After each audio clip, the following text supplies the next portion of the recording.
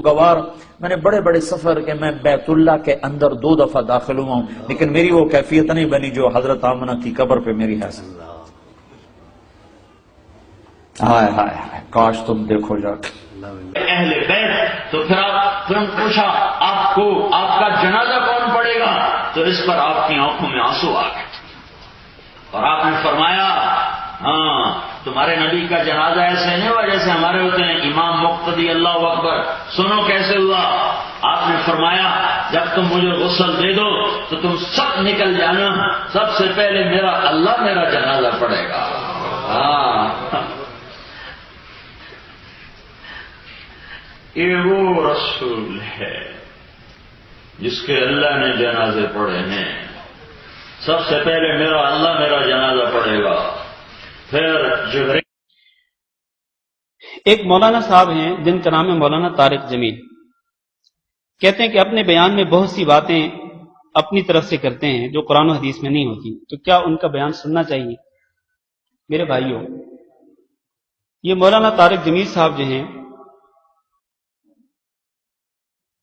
یہ ان کے بیانات اچھے بیانات ہوتے ہیں، ان کی تقریریں اچھی تقریریں ہوتی ہیں، لیکن ان کے بیانات کے اندر اور ان کی تقریروں کے اندر بہت ساری ایسی باتیں جو جس سوال میں لکھا گیا، بہت ساری ایسی باتیں ہوتی ہیں جو قرآن و حدیث کے خلاف ہوتی ہیں، قرآن و حدیث کے خلاف۔ اب مثلا بلکہ آپ کو یہ بات عرض کر دوں کہ حضرت صاحب کا کوئی بھی بیان ایسا نہیں ہوتا جس میں یہ اپنی طرف سے باتیں شامل نہیں کرتے ہیں، کوئی بیان ایسا نہیں، میں گارنٹی کے ساتھ کہتا ہوں، میں نے ان کے بہت سارے بیانات سنے ہیں، کوئی ایک بیان بھی ایسا نہیں ہوگا جس میں انہوں نے اپنی طرف سے کوئی چیز بیان نہیں کی ہوگی جو کہ قرآن و حدیث کے خلاف ہوگی۔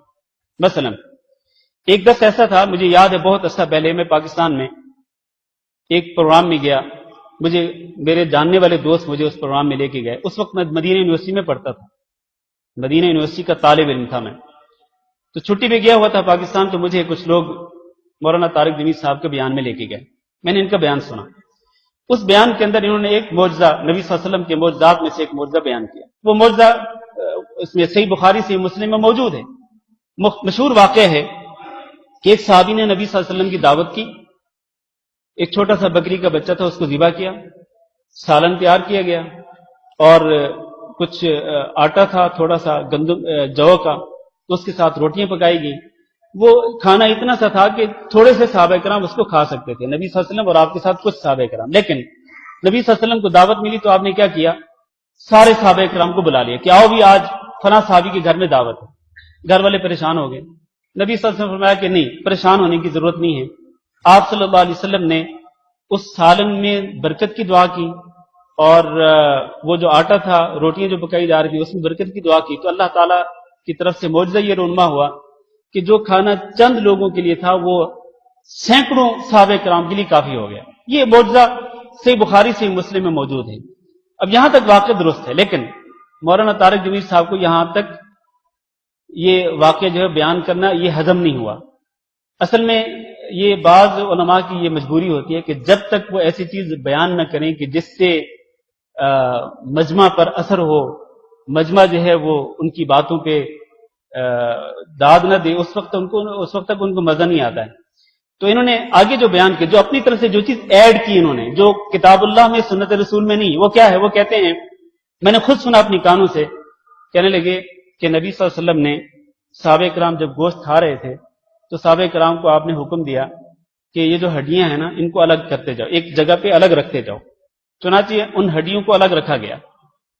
جب سارے کے سارے لوگ کھا کے فارغ ہو گئے تو اچانک کیا دیکھتے ہیں کہ وہ ہڈیاں آپس میں جڑنے لگی، پھر ان ہڈیوں پہ گوشت چڑھنے لگا، پھر دیکھتے ہی دیکھتے جس بکرے کو ذبح کیا گیا تھا اس بکرے کے اعضاء بننے لگے، اس کے پاؤں، اس کے ہاتھ، اس کی گردن، اور پلک جھپکتے ہی کیا ہوا کہ وہ بکرا جس کو ذبح کیا تھا وہ بالکل زندہ ہو کر وہ صحابہ کرام کے سامنے آ گیا۔ اب یہ وہ چیز ہے کہ جس کا کسی حدیث کی کتاب کے اندر ذکر نہیں ہے۔ اور پھر آپ دیکھیں، واللہ میں تو حیران ہوتا ہوں کہ کیسی کیسی چیزیں بیان کرتے ہیں یہ۔ میں بس وہ بات کر کے اپنا درس ختم کرتا ہوں آج کا ایک کلپ میرے پاس، ویڈیو کلپ میرے پاس بھیجا، یہ آڈیو کلپ تھا شاید، میرے پاس کسی نے واٹس ایپ پہ بھیجا ہے۔ اس میں حضرت صاحب بیان کرتے ہیں کہ میں عمرہ کرنے کے لیے گیا، میرے دل میں تڑپ پیدا ہوئی کہ میں حضرت آمنہ جو کہ نبی صلی اللہ علیہ وسلم کی والدہ تھی ان کی قبر کو دیکھوں۔ چنانچہ آپ میں سے شاید کسی نے دیکھا ہوگا، وہ کلپ سنا ہوگا۔ چنانچہ میں اس کو تلاش کرتے کرتے کرتے کرتے آخرکار پہنچ گیا ایک جگہ پہ، تو وہاں سے مجھے پتا چلا کہ قبر تک پہنچنے کا جو راستہ ہے وہ بڑا ہی دشوار گزار راستہ ہے، پہاڑی راستہ ہے، اور وہاں تک کوئی جاتا بھی نہیں ہے۔ تو ہم ایک پیٹرول پمپ پہ کھڑے ہوئے تھے، تو ایک بدو آیا وہاں پر جس کے پاس یہ 18 تھی، تو میرے ساتھ جو شخص تھا، یہ مولانا بیان کر رہے ہیں، اس کو میں نے کہا کہ جاؤ اس بدو سے پوچھ کے آؤ کہ قبر کہاں ہے حضرت آمنہ کی، نبی صلی اللہ علیہ وسلم کی والدہ کی۔ تو اس نے جا کے اس بدو سے پوچھا، تو اس بدو نے کہا کہ کیوں، کیا مسئلہ ہے؟ اس نے کہا کہ اصل بات یہ ہے کہ مولانا طارق جمیل یہ گاڑی میں موجود ہیں، تو وہ دیکھنا چاہتے ہیں قبر کو۔ تو وہ اتر کے آیا، کہنے لگا آپ مولانا طارق جمیل ہیں؟ تو کہتے ہیں میں نے کہا ہاں بالکل میں مولانا تھا۔ تو اس نے مجھے گلے لگا لیا۔ تو اب دیکھیں یہ کس طرح کہانی بن گئی، سٹوری کس طرح سے تشکیل پا رہی ہے۔ کہتے ہیں میں نے اس بدو کو کہا کہ آپ مجھے حضرت آمنہ کی قبر پہ لے کے جائیں۔ اس نے کہا کہ میں ویسے تو نہیں جاتا اور نہ کوئی راستہ، لیکن چونکہ آپ طارق جمیل صاحب ہیں، آپ نے مجھ سے مطالبہ کیا تو آپ کو ضرور لے کے جاؤں گا۔ تو وہ جناب لے کے جانے لگا، پہاڑی راستے تھے، ادھر ادھر بڑے مشکل راستے تھے، آخر کار ہم قبر پہ پہنچ گئے۔ اوکے، قبر پہ جانا یہ تو ایک الگ موضوع ہے، لیکن جو اصل بات ہے وہ یہ ہے کہ مولانا صاحب بیان کرتے ہیں کہ جب میں قبر پہ پہنچا تو میرے اوپر جو کیفیت طاری ہوئی،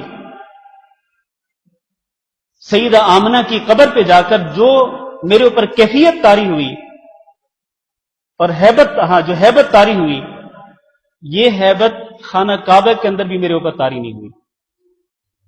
واللہ یہ ان کے الفاظ ہیں، خانہ کعبہ میں بھی میرے اوپر وہ ہیبت طاری نہیں ہوئی جو ہیبت سیدہ آمنہ کی قبر پہ میرے اوپر طاری ہوئی۔ اب آپ یہ کہہ کر لوگوں کو کس بات کی طرف دعوت دے رہے ہیں؟ کس بات کی طرف لوگوں کو بلا رہے ہیں آپ؟ بھی اللہ کا خوف کریں آپ لوگوں کو یہ بتلا رہے ہیں کہ جو کیفیت اور جو ہیبت کسی کی قبر پہ آپ پر طاری ہوتی ہے وہ خانہ کعبہ کے اندر طاری نہیں ہو سکتی۔ آپ لوگوں کو قبروں کی طرف دعوت دے رہے ہیں۔ اور یہی وہ صاحب، میں کیا کیا بیان کروں، میں نے بہت کچھ سنا ہے یہ۔ ہاں جی، ہاں، نبی صلی اللہ علیہ وسلم کا جنازہ، کہ نبی صلی اللہ علیہ وسلم کا جنازہ کس نے پڑھایا؟ اللہ نے پڑھایا۔ انا للہ و انا الیہ راجعون۔ اس سے بڑا جھوٹ جی۔ المہم یہ ہے میرے بھائیوں، میں بات ختم کرتا ہوں۔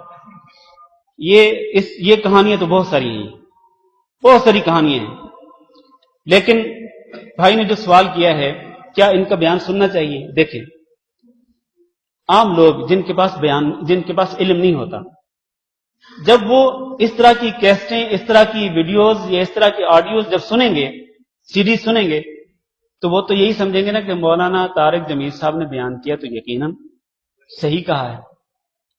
تو اس سے کیا ہوگا؟ اس سے یہ گمراہی پھیلتی چلی جائے گی۔ تو اس لیے وہ عالم یا وہ شخص جس کے بارے میں آپ کو پتا ہے کہ وہ صحیح چیزیں بھی بیان کرتا ہے، غلط چیزیں بھی بیان کرتا ہے، آپ اس کے بیانات نہ سنیں، آپ اس سے گریز کریں۔ ہاں، اگر اللہ تعالیٰ نے آپ کو علم دیا ہے کہ آپ اس علم کی روشنی میں فرق کر سکتے ہیں کہ ہاں یہ بات درست ہے، یہ بات غلط ہے، تو ٹھیک ہے، کوئی حرج نہیں، سن سکتے ہیں آپ۔ ویسے تو دیکھیں، حق بات جو ہے اگر شیطان سے بھی ملے تو قبول کر لینی چاہیے۔ آیت الکرسی کے بارے میں کس نے بتایا تھا کہ آیت الکرسی رات کو پڑھ کے سوئیں تو شیطان قریب نہیں آگے؟ کس نے بتلایا تھا؟ یہ شیطان نے کہا تھا یہ، ٹھیک ہے۔ تو حق بات اگر مولانا طارق جمیل اگر قرآن و حدیث کی روشنی میں حق بات بیان کرے، واللہ میرے سر آنکھوں پر ہے، واللہ میں اس کو قبول کرنے کے لیے تیار ہوں، سر آنکھوں پر ہے میرے۔ لیکن اگر وہ بات قرآن و حدیث کے خلاف ہو تو میرے نزدیک مولانا صاحب کی اس بات کی کوئی اہمیت نہیں ہے۔ میں اگر علم کی روشنی میں فرق کر سکتا ہوں تو میں سن سکتا ہوں، کوئی حرج نہیں۔ لیکن اگر آپ میں سے کوئی شخص علم کی روشنی میں یہ فرق نہیں کر سکتا تو پھر اس کو نہیں سننا چاہیے۔ استغفر اللہ لی ولکم انہ هو الغفور الرحیم۔ جزاکم اللہ خیر۔